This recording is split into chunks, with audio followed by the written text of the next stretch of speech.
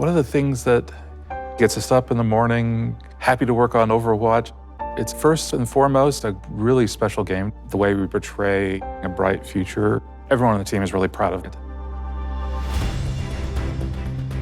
We're bringing an all-new PvP experience. We're transforming from a 6v6 to a 5v5.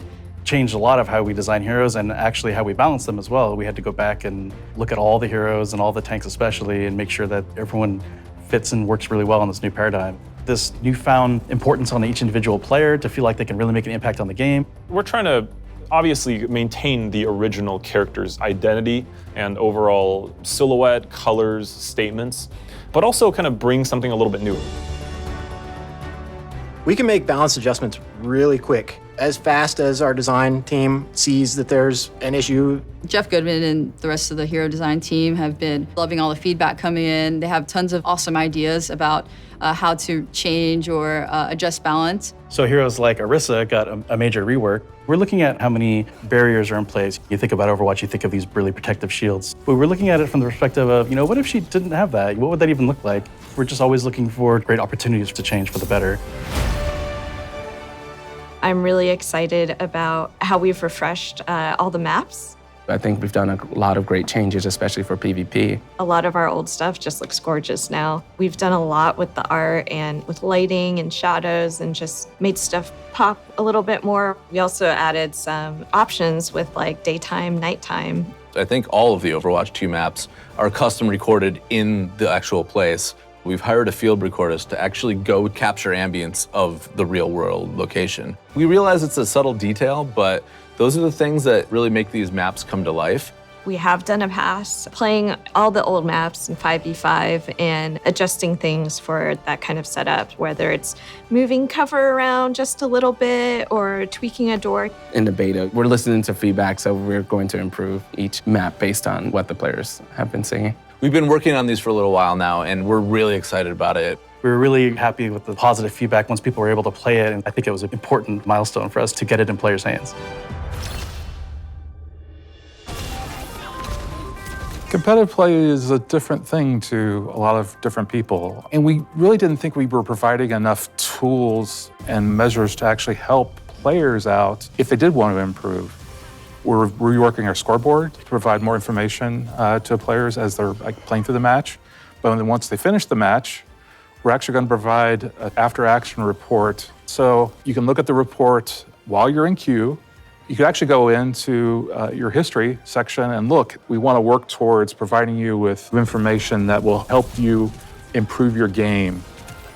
We've been getting feedback from a lot of different areas, from our community team, like streamers, influencers. We've also been getting a lot of feedback from Overwatch League players. We do want to actually provide a bit of feeling of progression. So one of the other changes we're making alongside that is not making your skill rating quite so granular. Right now, it's a very hard number. Instead of a numeric skill rating, we're adding these skill tiers within the larger ones. If you see someone at a really high skill tier, you know that that person is not just that good of an Overwatch player, but they've earned it.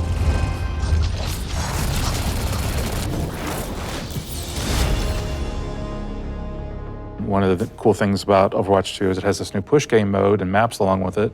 Push is a PvP game mode on several different new maps. We've been playing it in the beta, and we've actually been using it in Overwatch League as well. And once we started playtesting it, it was kind of an instant hit. There's a level, it has one path that goes all the way through it from one base to the other, and in the middle is TS1.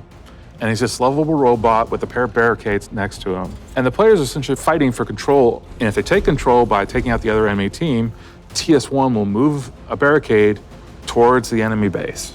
To win, you either get that barricade all the way to the enemy base, or after a certain amount of time, did you move your barricade farther than the enemy team did? It's a very fair game mode.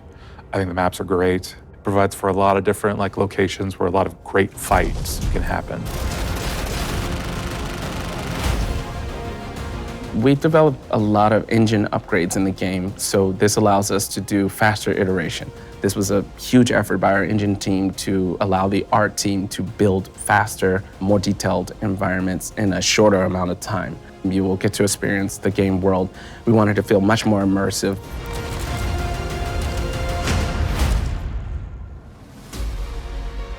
Overwatch 2 is a dream for audio features. It's everything we've ever really wanted to do. We really go into every little bit of detail, trying to find a way that every sound will cut through. When we started on Overwatch 1, we were really focused on the headphone mix. We thought for a PC-first kind of game, we realized that people listen to Overwatch in all types of different places. So now we support home theater, Dolby Atmos in the game.